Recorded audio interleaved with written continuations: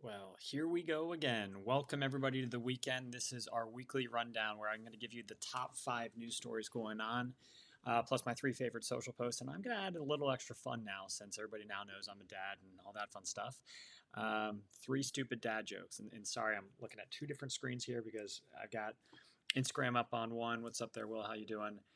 But again, if you actually want to see the visuals I'll be putting up, that's going to be on YouTube, LinkedIn, Twitter, Facebook, all of that. Unfortunately, Instagram, when you try to do Ecamm Live, because of just how the camera is shot, it looks really, really stupid. So anyhow, let's get right into it because I've got some wonderful news stories I want to share with you this week. And the big ones, let's start with, are going to be like the 5 commercial real estate trends that are emerging for 2024. Then there's this new technology that is coming to your home. This is based on the Consumer Electronics Show going on right now. It's pretty cool stuff. Also, let's watch out for layoffs. There's been some bad news recently, and don't want anybody having to be negatively impacted by that. Then something that I'm going to be bragging about very shortly is the top 10 cities to rent. I'm very excited by that. A hint, one of them is my hometown.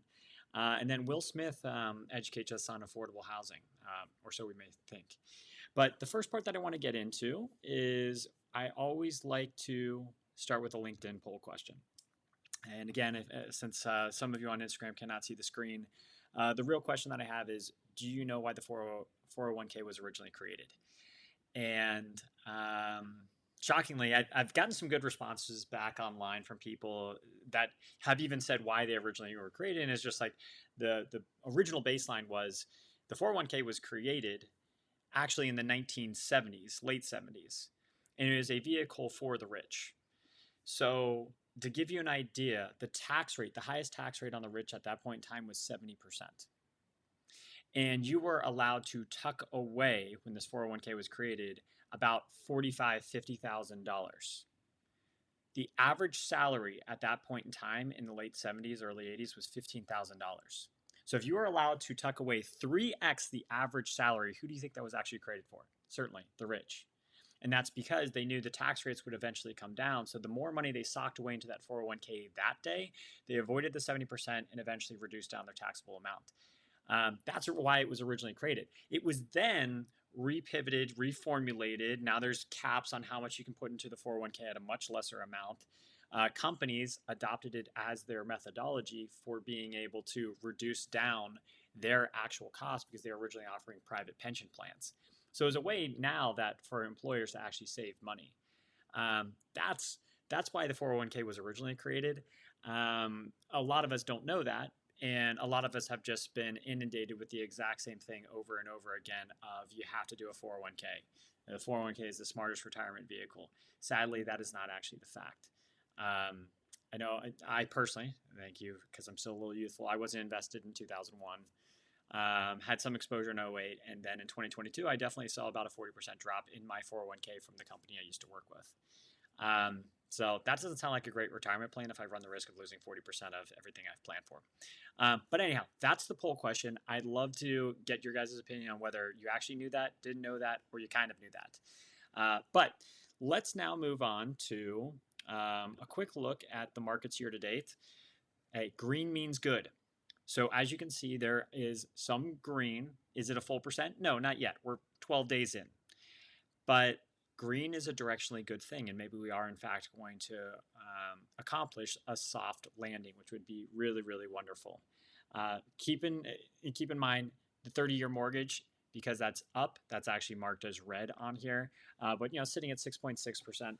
Hopefully that comes down a little bit. Actually, it's 6.66%. It's the devil. But anyhow, that is your update on the markets. So now let's shift into the 5 stories. And again, the first of the 5 stories was talking about the 5 commercial real estate trends. And in the picture, you can kind of see there's actually a pretty cool concept. But there's a lot of ideas being kicked around right now. And lots of office buildings are changing in this post-pandemic world. And wellness has definitely become a buzzword in the commercial space. And so an architecture design and planning firm offered up their predictions for what they imagine the trends would be for 2024. And here's just some of the trends. Again, this is in my article that I post on a weekly basis, and it's also in my weekly newsletter. But here's some of the things. One, master plans are going to be aiming for to preserve the history. So if you live in a historic place like Boston, there's a lot of historic houses, buildings, structures, etc. So it's not necessarily adjusting the outer shell, but making it work within those four walls. Sustainable life sciences are actually going to head to the city. There's a lot of commercial space now opening up in the urban center of a lot of cities around the United States, and sustainable sciences, they seem to still be a highly profitable industry, so they can actually move into that spot. Tying to that, you've got some vacant offices that are going to be in need of some retrofitting. You guys ever heard of that company WeWork? Well, yeah, WeWork's recent bankruptcy is another reflection of the ailments facing the office sector. And a lot of these places could now be converted, and we've talked about this in the past, they could be converted to, hey, affordable housing for residential. Is that an easy turnkey solution? No. But there are solutions in place to repurpose maybe these now vacant assets. You've also got conversations about turnkey labs, and that's just tying again to the life sciences. They're expanding their commercial footprint to advance their research and development, or R&D, and they thus need greater flexibility with their spaces. So that's another thing that could be emerging. And then I already touched on the wellness part, but wellness-focused workspaces, a cafe for your employees, an outdoor area for them to relax during the day. Even maybe a bar, you name it, comfortable lounging spaces for them to work. Because again, the focus is trying to get employees back into the office. So you have to make it desirable to want to be there versus just a little cubicle that's 4x4.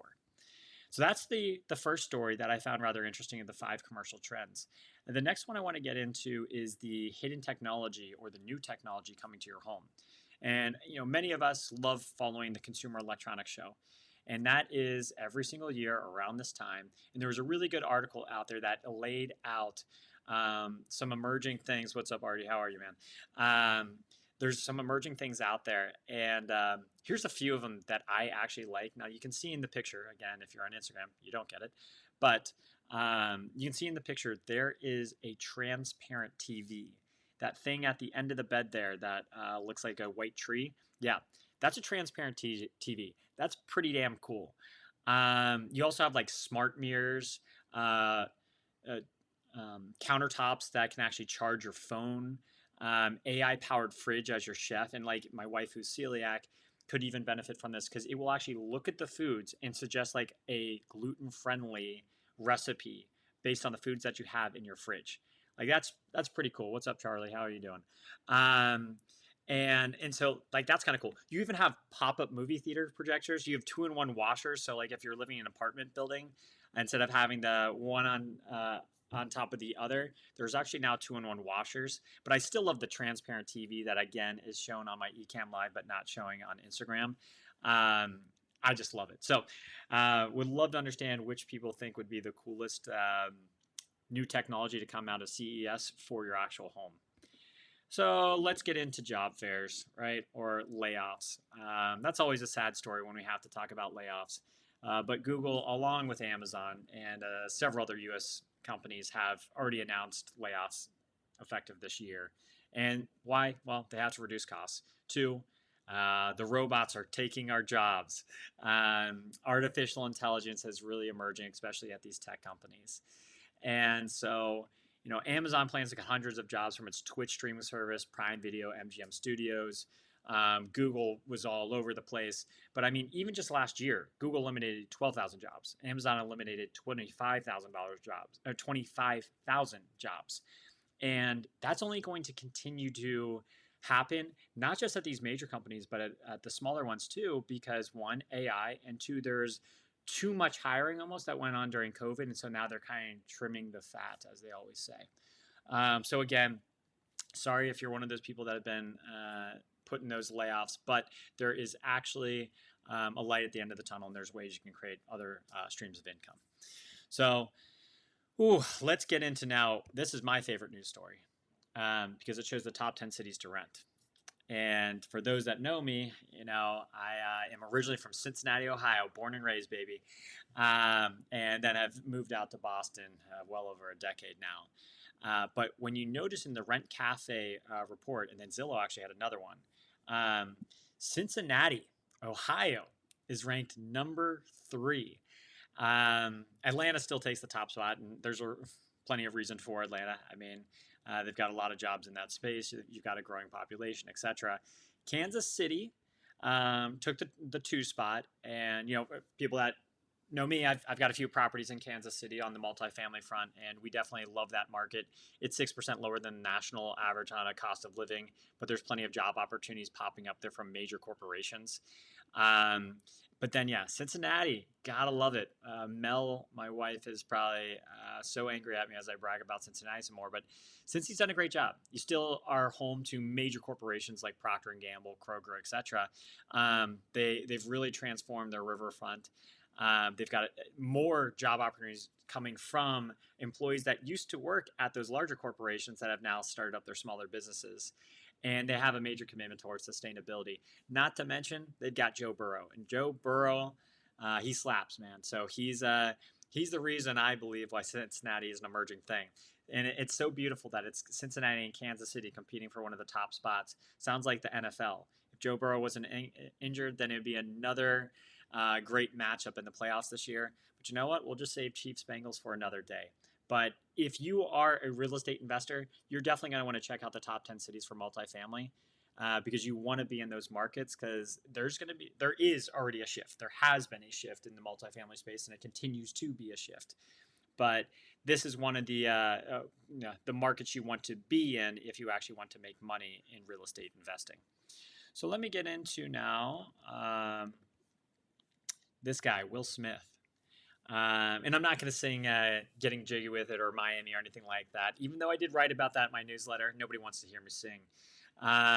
But what I wanted to talk about is Miami and affordable housing. And why is that important? Well, affordable housing is the way the world is going to be working in the future just because everybody needs a place to live and everybody deserves a place to live. But with the interest rates being where they're at, cost of construction continuing to climb, there needs to be ways that local governments and federal governments are able to get together and create a more effective route for providing new construction for affordable housing.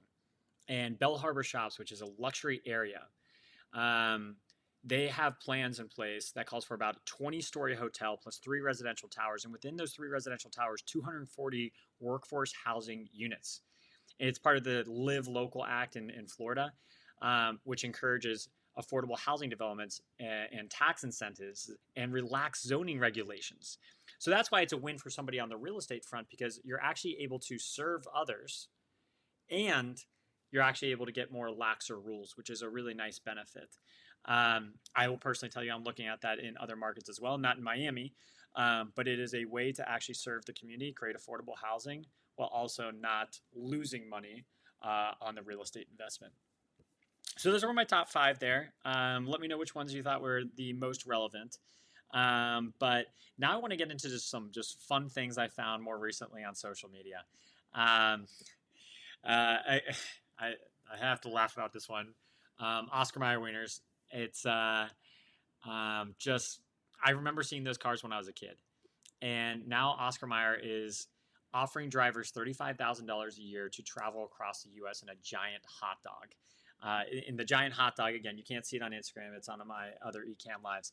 It's a 27-foot long Wienermobile across the United States. Now, the person gets a $35,000 base. They get $150 for meals a week and all that stuff. But, hell, I don't know if I'd want to do this right after college. That could seem like a kind of fun job, just cruising around in that thing.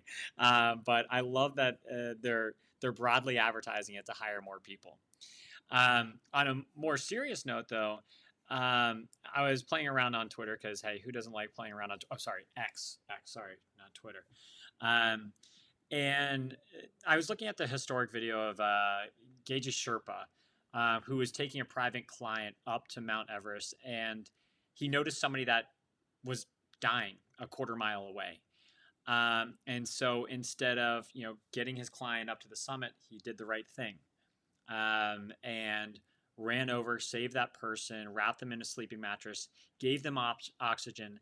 Not just that, then carried this person on his back for like 6 hours down a mountain to safety. Like, that's just absurd. With how selfish our world is, especially when you're trying to climb Mount Everest, to get so close to the top and then think for someone else, not for your own selfish tendencies, and then not just do that, but then carry them. Like, you need to have incredible strength. It's phenomenal. And so, like, that is just all the things that are good about this world. And unfortunately, we just don't see that as much in this world. So I wanted to highlight a positive news story. Is a historical thing. So it's not like a recent event, but something as we think about, being better in the world for more people. Now, this one I wanted to share is tied to the 8 lessons from Rich Dad, Poor Dad. And there's a lot out there, but from the image I put up, you're just seeing how like a lot of people that are not as wealthy actually like to spend a ton of money on various watches, clothing, shoes, sunglasses, etc. The accessory type items, whereas other people are just, the wealthy people. I think Zuckerberg just wears jeans and a t-shirt. So like, you don't actually have to be wealthy by wearing wealthy items. But let me share the 8 lessons that were kind of pulled from this. One, you need financial education. There's no question about it. Financial education will be the major unlock for you when trying to create generational wealth, not just for yourself, but for your family members. You need to change your perspective on money spending. So the rich really focus on needs first, then investments, then wants. The poor people tend to actually focus on their wants, then their needs, then their investments. And so you have to reprioritize and have a better perspective as how the money should be flowing. Next thing is, we've all been dealt sometimes cards that we would deem unfair. And you have to just take ownership on that. If you own your life, then you can own your situations. Even if it's not your fault that you got in that situation, it is your responsibility to try and find your way out of it. Nobody's here to save you. Only you can save yourself. The next one, and this just goes back to like college, but understand basic accounting. What is a true asset? What's a true liability? If you're buying a single family home for yourself, just remember that's actually a liability unless it is somehow cash flowing for you. And that's if like you house hacked it and you're Airbnb out a portion of it, so that's covering your mortgage. Well, then that's now an asset. But keep in mind, if you are actually just paying a monthly mortgage and then you're paying property taxes, if you stop paying that, you better bet that house is going away. So definitely keep that in mind. Understand your tax code. Tom Wheelwright has a great book about this where he talks about 95% of the tax code is actually written to the benefit of people. Only 5% is actually the taxes. So understand the tax code, how it can actually benefit you if you properly structure things. Recognize also that you can have a side hustle, and that's not necessarily your profession. So the side hustle here can be something like investing passively in real estate. That's what I originally started with while I was still working my corporate job. So figure out ways that you can generate additional income while still working your profession. And then after a certain time, you then, by all means, break away, do your own thing. Another one is appreciate your mind. Your knowledge, like knowledge is the key to the primary currency now in today's world. So the more knowledge you have, the better you are, or the more likely you are to succeed.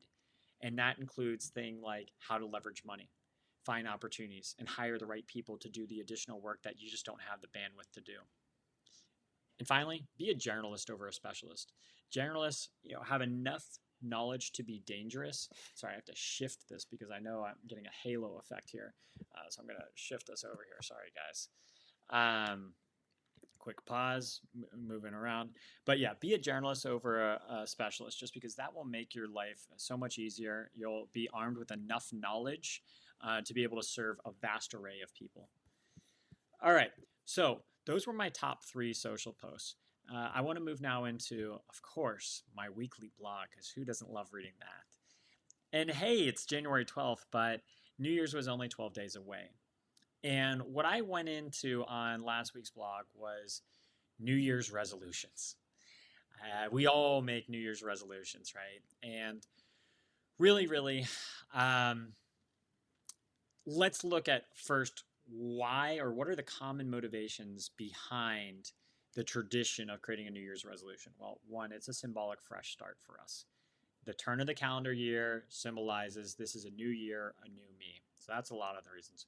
Two, you're reflecting on the past. We try to celebrate our prior year before we shift into or convert or move into this next phase. So it's also a reflection on the past as we move towards the future. That those two I kind of see tying together.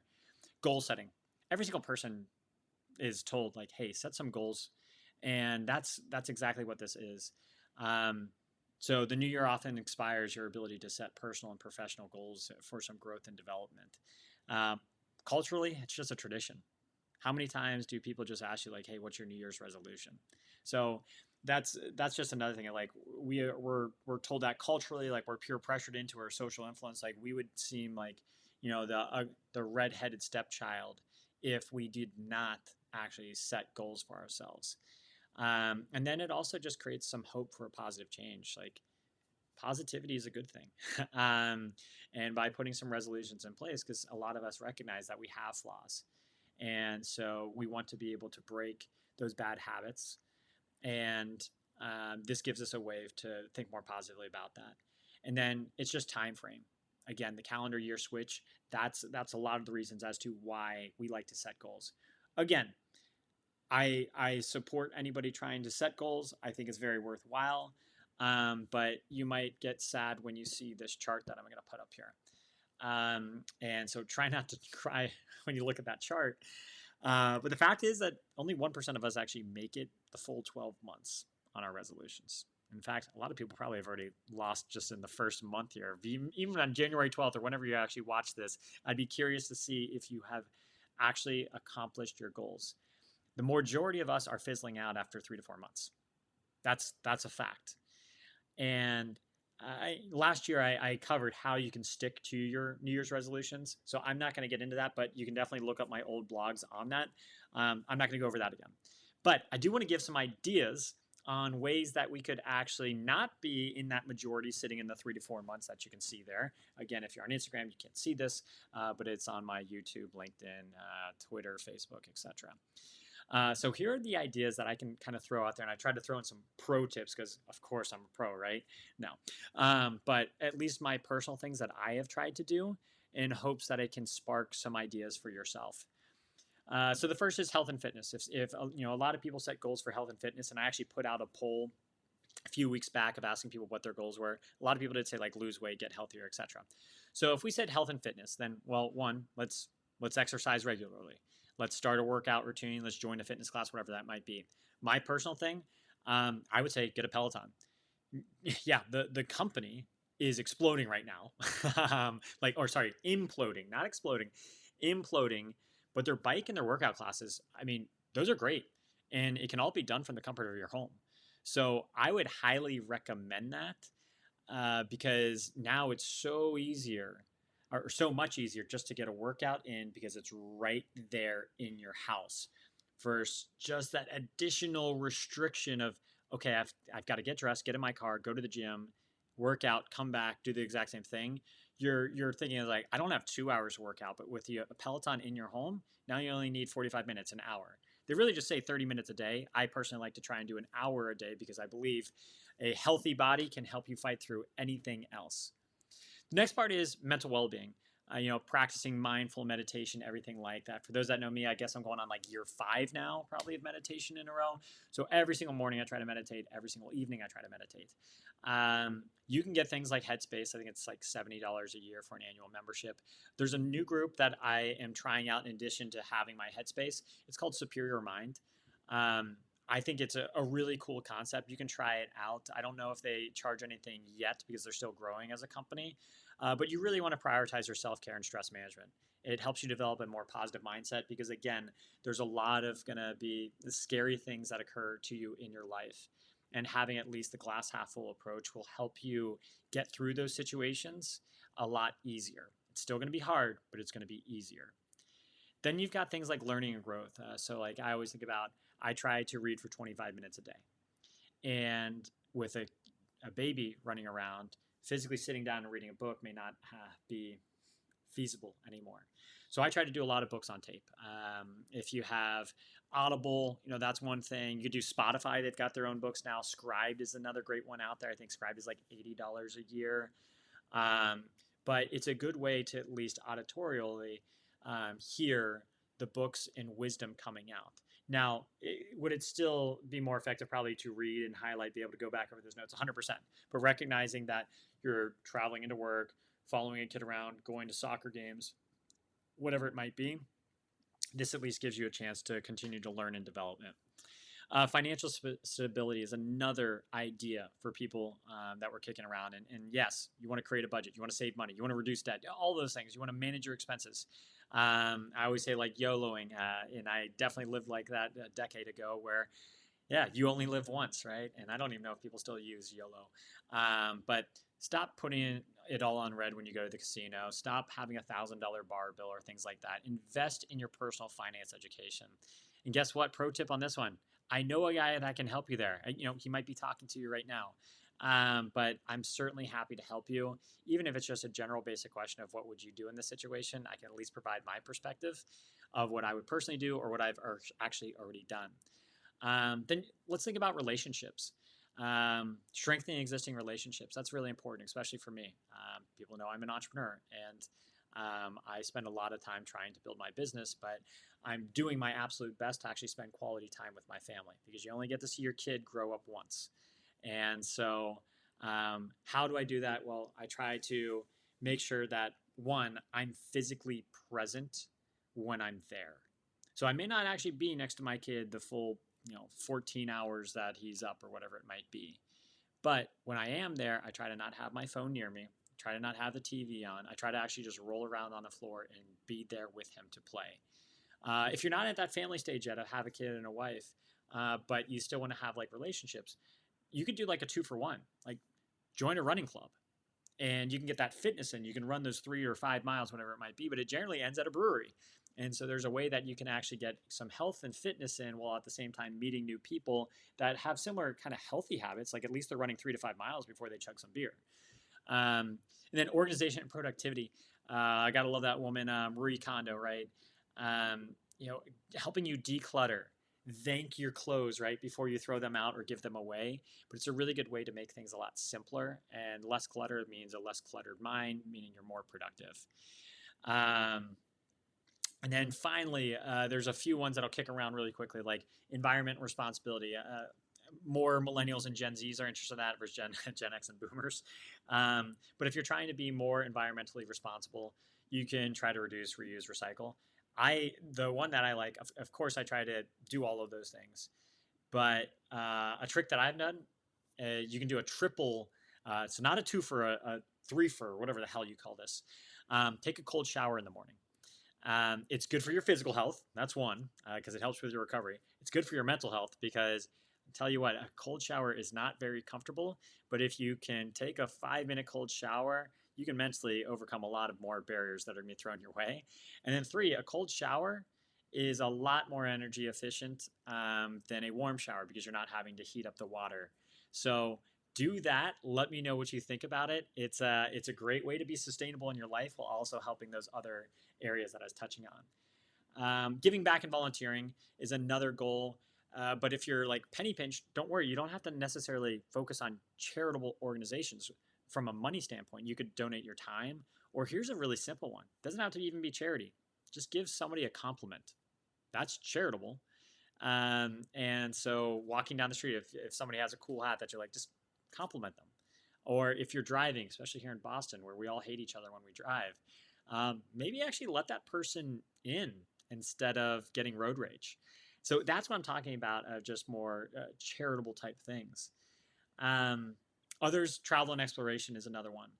And for that one, it's just, oh man, for me as a parent with a young kid, I never want to get on a plane again. Not until at least he will stop screaming. But one thing that you could do is if you like nature, your kid generally likes nature. They at least like getting outside the house and they're not going to scream as much. So maybe find like local wildlife conservation areas and get their yearly membership. And it's kind of like a zoo. You get to walk around, see some various barn animals, look at nature-like things. And it also gives you that quality time or relationships. So I'm all pro tipped out. That's way too many damn things that I just threw out there, but at least wanted to share that with you. And so the final part that I'll just kind of end with, and I always end this with my newsletters, is stupid dad jokes. And I try to write 3 of them a week. So let me know how these kind of roll off here, as I'm sure they're going to be terrible. They're all New Year's themes for this one because, hey, we're still in January, so I'm celebrating New Year's. They say New York City has the best New Year's celebration, but I say it's overrated. Every year, they drop the ball. Yeah, so that's my first one. All right. Let me find this next one I got. Some astronauts wanted to have a New Year's party. So some astronauts wanted to have a New Year's party on the moon, but they didn't plan it in time. And finally, my final stupid joke. Not to brag, but I already have a date for New Year's Eve. It's December 31st. Damn, crushed it. Alrighty, well, hey, everybody, that is this week's 5 top stories, 3 social posts, weekly blog, and the 3 stupid dad jokes. And so please, please, please let me know how I can help you in the future. You can just message me back here, and I'll get in touch with you. Take care. Bye.